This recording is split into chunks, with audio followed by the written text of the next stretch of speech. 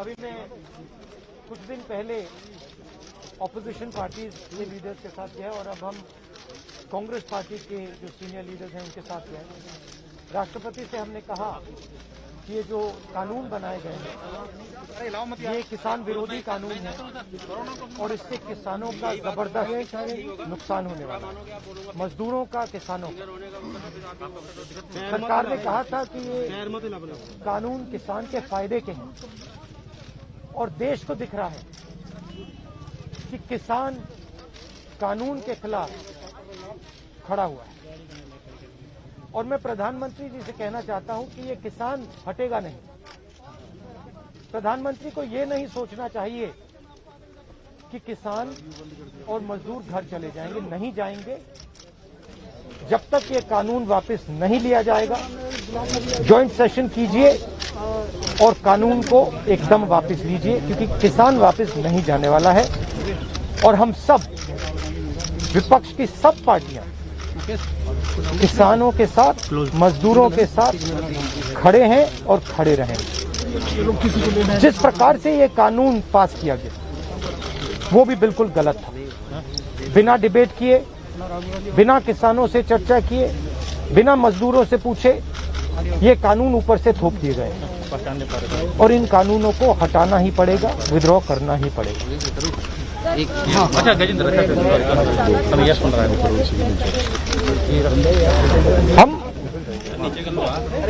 हम 3 लोग राष्ट्रपति के पास गए हैं, बट हम करोड़ों सिग्नेचर्स कैमरा नीचे करो भाई। हम किसान की आवाज भाई कौन है ये? राष्ट्रपति जी को तक ले गए। क्या कर रहा है? सर्दी का मौसम है और पूरा देश देख रहा है कि किसान दुख में है, दर्द में है और मर भी रहे हैं। प्रधानमंत्री को सुनना ही पड़ेगा। और मैं एडवांस में चीज बोल देता हूं। मैंने कोरोना के बारे में बोला था कि नुकसान होने जा रहा है। उस समय किसी ने नहीं बात सुनी और आज मैं फिर से बोल रहा हूं, किसान के सामने, मजदूर के सामने कोई भी शक्ति नहीं खड़ी हो सकती है। अगर प्रधानमंत्री जी ने कानून वापस नहीं लिए, सिर्फ बीजेपी को नहीं, सिर्फ आरएसएस को नहीं, देश को नुकसान होने जा रहा है। राहुल जी, बार-बार बीजेपी की तरफ से कहा जा रहा है कि जो किसान बैठे हैं ये नक्सल हैं, खालिस्तान में विपक्ष इन्हें बरगला रहा है। इस तरह के आरोप लग रहे हैं। देखिए, बीजेपी नरेंद्र मोदी जी का एक ही लक्ष्य है और वो किसान समझ गया है, मजदूर समझ गया है। लक्ष्य है कि उनके आसपास जो 2, 3, 4 बड़े क्रोनी कैपिटलिस्ट हैं, उनके लिए पैसे बनाने का काम नरेंद्र मोदी जी करते हैं। जो भी नरेंद्र मोदी जी के खिलाफ खड़े होते हैं वो उनके बारे में कुछ ना कुछ गलत बोलते रहते हैं। किसान खड़े हो जाएंगे तो किसान को आतंकवादी बोलेंगे, मजदूर खड़े हो जाएंगे तो मजदूर को आतंकवादी बोलेंगे। एक दिन अगर मोहन भगवत खड़े हो गए तो कहेंगे ये भी आतंकवादी। मतलब जो भी नरेंद्र मोदी जी से सत्ता लेने की कोशिश करेगा वो आतंकवादी। और नरेंद्र मोदी किसके लिए काम कर रहे हैं वो मैंने आपको बता दिया। उनके 2-3 आसपास के क्रोनी कैपिटलिस्ट हैं जिनको वो पूरा का पूरा हिंदुस्तान पकड़ा है। ये रियलिटी।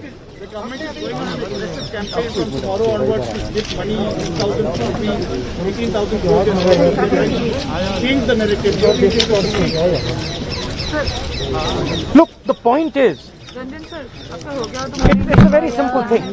कसम से नहीं हुआ अभी तक। There are millions of people who live off our agricultural system. Large percentage of our people live off our agricultural system.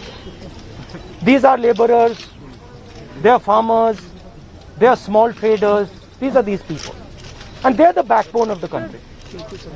Now, we understand that agriculture has to be reformed. What we are saying is that if you destroy this system, these millions of people will have nothing to do. They will not be able to feed themselves. And you will create massive destruction, massive pain in the country. Why is the Prime Minister doing this? It is a very simple calculation. The Prime Minister is doing this because he wants to help 2 or 3 business people. He does not care what happens to these people. He will construct whatever narrative he has to construct to make sure that the wealth transfer that is taking place to 3 or 4 people continues. He will call people terrorists. He will call people anti-nationals. He will call people criminals. He will do whatever he has to do to transfer the wealth from these people, the backbone of this country, to those people. 3 or 4 of them, 5 of them. That's the crux. And we are fighting this. We are saying that in India, where you have destroyed the agricultural system, will not function. Just like I said, take Corona seriously. Corona is going to kill people in massive numbers if you do not act. At that time they said,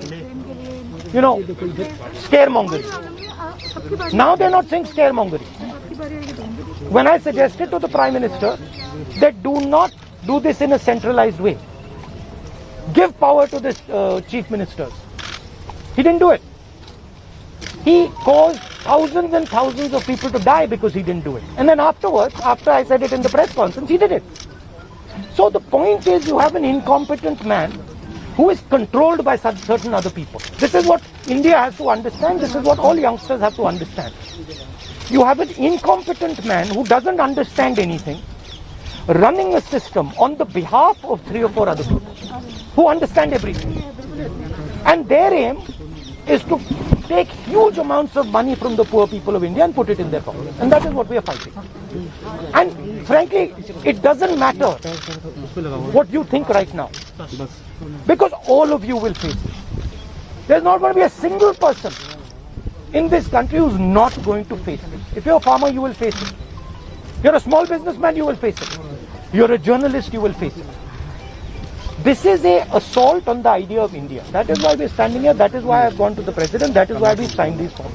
You posted a tweet about Wayanad yesterday about a family which was struggling while doing their farming. But there are several more instances like this. But the BJP is saying that this is just Punjab and farmers who are protesting here at the gate delegate. No other farmer in the country has a problem with that. That's just not true. That is just not true. We are not allowed to go out. We are not allowed to go out of the ICC office. The police stops us from going out. Why don't you let us go out? Why don't you let me go and tour in the states? See what happens. Every single farmer of this country, every single labor of this country stand up. But आप police लगवाते हो, हाथरस जाते हो, arrest करते हो, तो AIC से हमारे MPs को बाहर नहीं निकलने देते हो, और फिर कहते हो कि भैया मतलब सब कुछ ठीक है. और Prime Minister needs to realize that there is a limit to this. आपने थोड़ा सा करना है, आपने 2-3 लोगों की मदद करनी है, थोड़ा सा करना है, आप कर सकते हो. बट जिस प्रकार से नरेंद्र मोदी कर रहे हैं, मैं फिर से दोहरा रहा हूं, हिंदुस्तान के किसी भी युवा को रोजगार नहीं मिलेगा. सारे छोटे बिजनेस, सारे मिडिल साइज बिजनेस खत्म हो जाएंगे. और दूसरी बात याद रखिए, जिस चीज को आप सब भूल गए हैं, चाइना बॉर्डर पे बैठा है. चाइना ने हिंदुस्तान की हजारों किलोमीटर जमीन छीन ली है. प्रधानमंत्री उनके बारे में क्यों नहीं कहते? आगे से भी है ना, उसके बारे में चुप क्यों है? तो मेरा कहना है कि पूरा का पूरा कॉम्बिनेशन बन रहा है. एक तरफ आप अपने सिस्टम को तोड़ रहे हो, आप अपने लोगों को लड़ा रहे हो, आप अपने किसान को मार रहे हो, मजदूर को मार रहे हो, और दूसरी तरफ बाहर से फोर्सेस देख रही हैं, कह रहे हैं कि बहुत अच्छा है, नरेंद्र मोदी हिंदुस्तान को कमजोर कर रहा है और हमारे लिए अच्छी अपॉर्चुनिटी बनने जा रही है. मैं देश को बता रहा हूं, मैं वार्निंग दे रहा हूं कि आप देखिए क्या हो रहा है. और मैं आपको भी कह रहा हूं, प्रेस वालों को भी कह रहा हूं, मैं समझता हूं कि आपको सैलरी मिलती है और आपके लिए बहुत मुश्किल है। मैं समझता हूँ बात, इसलिए आप नहीं कह पाते हो जो आपको कहना है। जी जी बिल्कुल ठीक है। मगर आपके देश को, हमारे देश को बहुत जबरदस्त नुकसान होने वाला है। बहुत डेंजरस रास्ते पर ये देश चल रहा है, ये मैंने कहना। कांग्रेस के नेताओं को डिटेन कर लिया गया है। आप लोग मार्च लेके यहाँ पर आ रहे थे, अभी जो है कांग्रेस के तमाम एमपी को वो तो तरीका है इनका, तरीका है डिटेन करना, मारना पीटना, ये इनका तरीका है। बट हम नहीं करते। ये आप किस देश की बात कर रहे हो?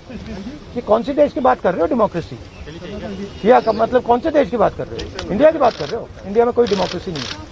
डेमोक्रेसी इंडिया में ये मतलब आपके इमेजिनेशन में हो सकती है, मगर रियलिटी में है नहीं। Thank you. गुलाम नबी कुछ नहीं, आप कुछ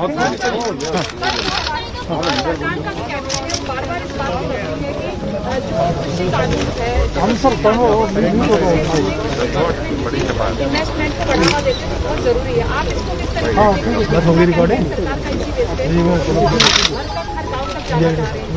सवाल ये है इन्वेस्टमेंट कौन करेगा और इन्वेस्टमेंट का फायदा किसको मिलेगा? सवाल ये है। नहीं सुनिए, सवाल ये है कि हिंदुस्तान के एग्रीकल्चरल सिस्टम में कौन इन्वेस्ट करेगा और कौन पैसा बनाएगा? हिंदुस्तान के एग्रीकल्चरल सिस्टम में आज तक किसान ने इन्वेस्टमेंट किया है, मजदूर ने इन्वेस्टमेंट किया है। ये जो जवान हमारी सेना बॉर्डर पे खड़े हैं, इनके माता पिताओं ने किया। इन्वेस्टमेंट ये करते हैं और रिटर्न किसको मिलता है? रिटर्न 2-3 उनके उद्योगपति मित्रों को मिलता है। ये पूरा देश जानता है, पूरा देश इस बात को समझता है कि इन्वेस्टमेंट हम करते हैं। बहुत दूर खड़ा है, लॉक कर दूं? आपके माता पिता क्या करते हैं?